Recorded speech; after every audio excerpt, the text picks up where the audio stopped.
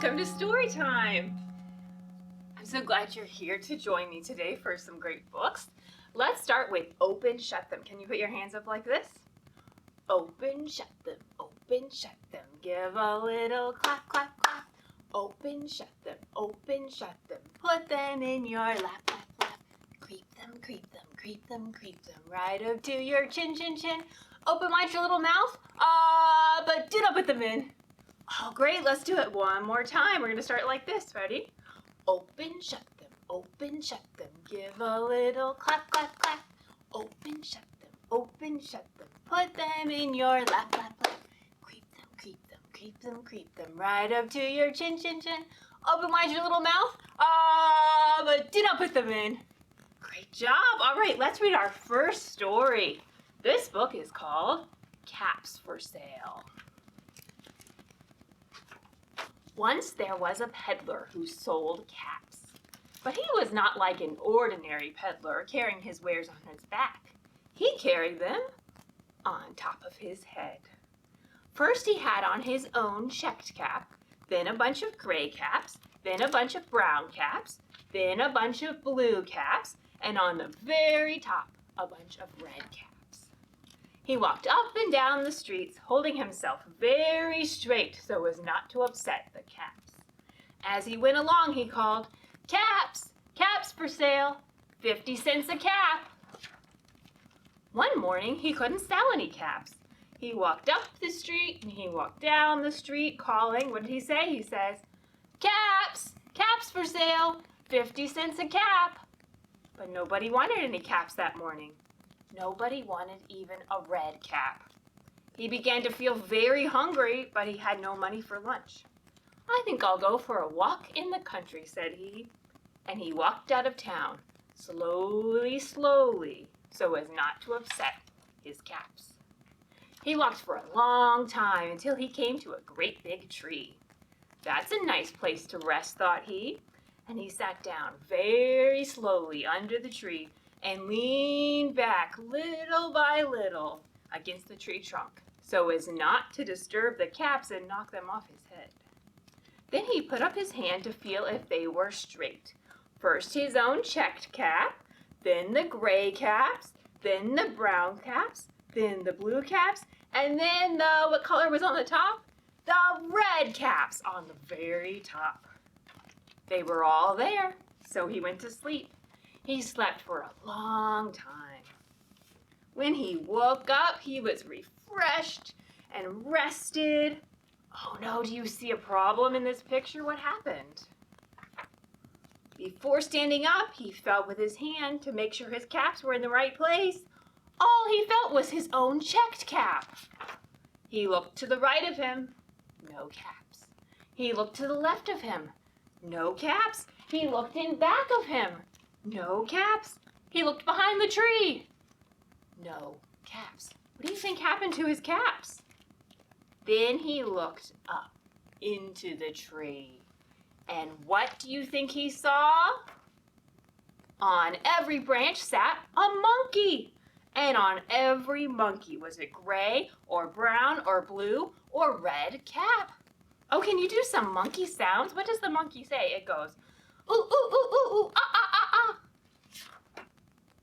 The peddler looked at the monkeys. The monkeys looked at the peddler. He didn't know what to do. Finally, he spoke to them. "You monkeys, you," he said, shaking a finger at them. Can you do that? Can you shake your finger like this? "You monkeys, you give me back my caps." But the monkeys only shook their fingers back at him and said, "Tuzz, tuzz, tuzz." This made the peddler angry, so he shook both fists at them. Can you do this? And he said, "You monkeys, you give me back my caps." But the monkeys only shook both their fists at him. And what does the monkey say? It says, in this book they say, "Tuzz, tuzz, tuzz." The monkeys are just copying everything the peddler does, aren't they? Now he felt quite angry. He stamped his foot. Oh, can you stamp one of your feet? He stamped his foot and said, "You monkeys, you give me back my caps." But the monkeys, what do you think they did? They're copying him, right? They stamped their feet. and they said, "Tz, tz, tz." By this time, the peddler was really very, very angry. He stamped both his feet, and he said, what did he say? "You monkeys, you give me back my caps." But the monkeys only stamped both their feet at him, and they said, "Tz, tz, tz."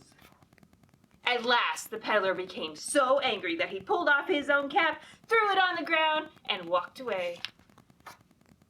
But then, each monkey pulled off his cap, and all the gray caps, and all the brown caps, and all the blue caps, and all the red caps came flying down out of the tree. So the peddler picked up his caps and put them back on his head.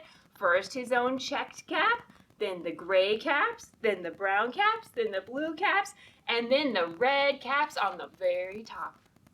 And slowly, slowly, he walked back to town calling, "Caps! Caps for sale! 50 cents a cap." The end. Oh, that was such a fun story. I love doing all those actions like shaking your fist and shaking your finger and making all the monkey sounds. So let's sing a song about snow. We had some snow recently. It was very beautiful. Let's sing "Snow is Falling." We're going to have the snow falling like this. Then we'll say, "Winter's here." We're going to be shivering like we're cold. Let's say, "Snow is getting deeper."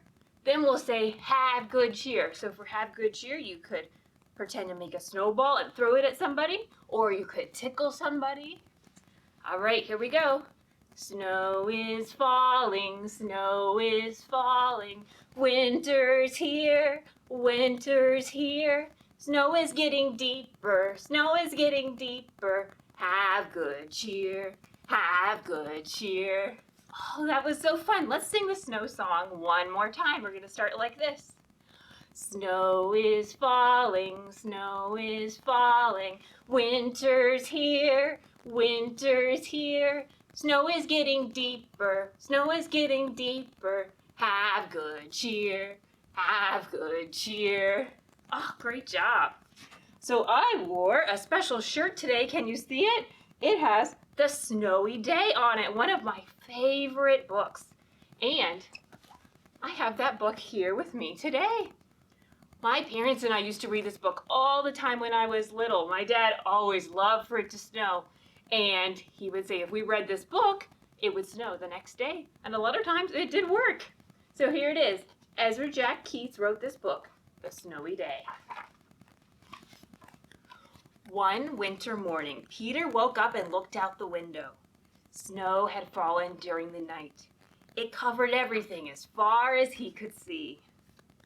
After breakfast, he put on his snowsuit. What color is his snowsuit? It is red. And he ran outside. The snow was piled up very high along the street to make a path for walking. Crunch, crunch, crunch. His feet sank into the snow. He walked with his toes pointing out, like this. He walked with his toes pointing in, like that. Then he dragged his feet slowly to make tracks. Oh, do you see how there's two tracks on the page where he dragged his feet? And he found something sticking out of the snow that made a new track. What do you think it is? Let's see. It was a stick. A stick that was just right for smacking a snow-covered tree.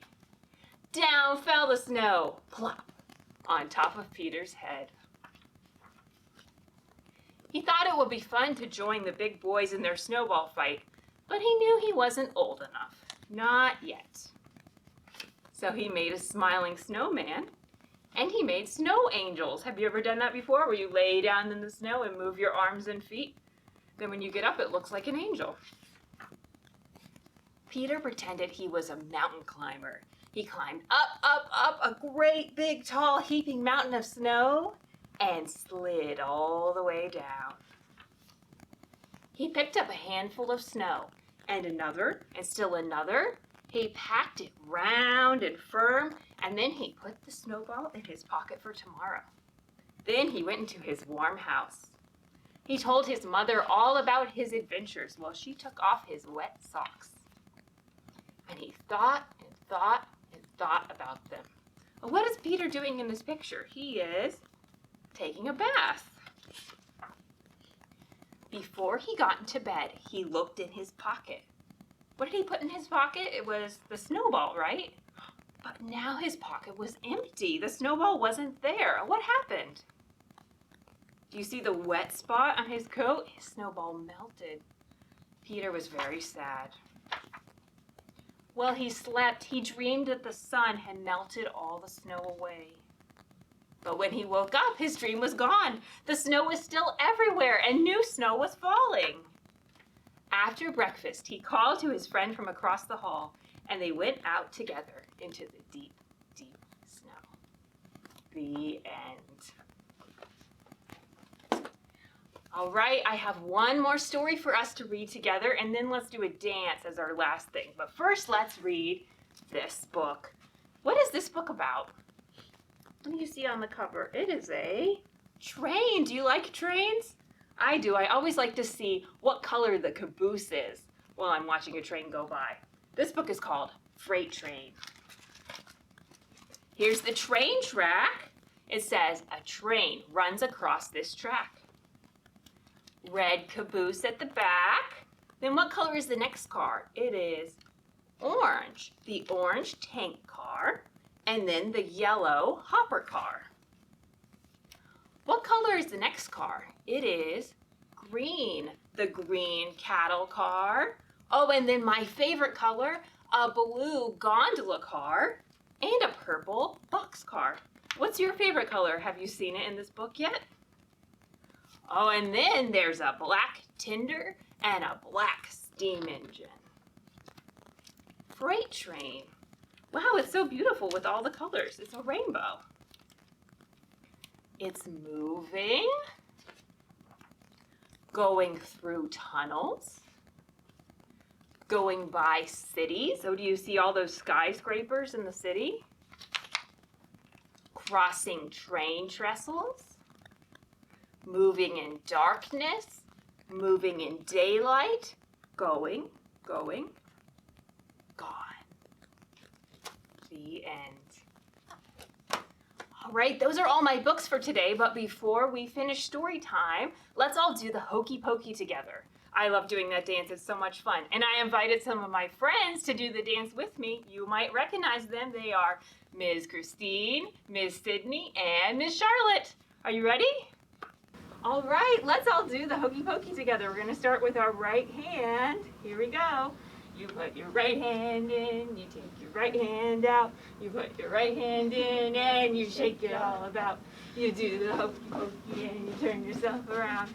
That's what it's all about. Okay, left hand. You put your left hand in, you take your left hand out, you put your left hand in and you shake it all about.